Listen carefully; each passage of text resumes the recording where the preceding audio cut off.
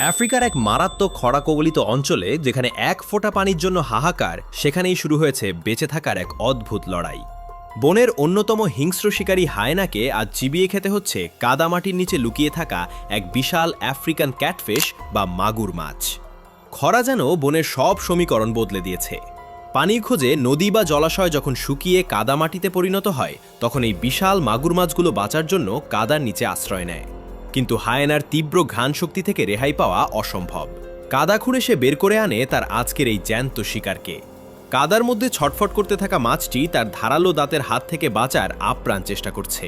সবচেয়ে অবাক করার বিষয় হলো, হায়েনার কামড় যেখানে বাঘ বা সিংহের হাড় পর্যন্ত গুঁড়ো করে দিতে পারে, সেখানে এই নরম ক্যাটফিশ খাওয়া তার জন্য এক অদ্ভুত অভিজ্ঞতা। প্রতিটি কামড়ে কাদা আর মাংসের এক অদ্ভুত মিশ্রণ তার মুখে যাচ্ছে। মাছটির ছটফটানি আর হায়েনা সেই চিরচেনা হিংস্র রূপ প্রকৃতির এই নিষ্ঠুর নিয়মকে আরও একবার মনে করিয়ে দেয়। এখানে করুণার কোনো স্থান নেই, বেঁচে থাকতে হলে স্বীকার করতেই হবে।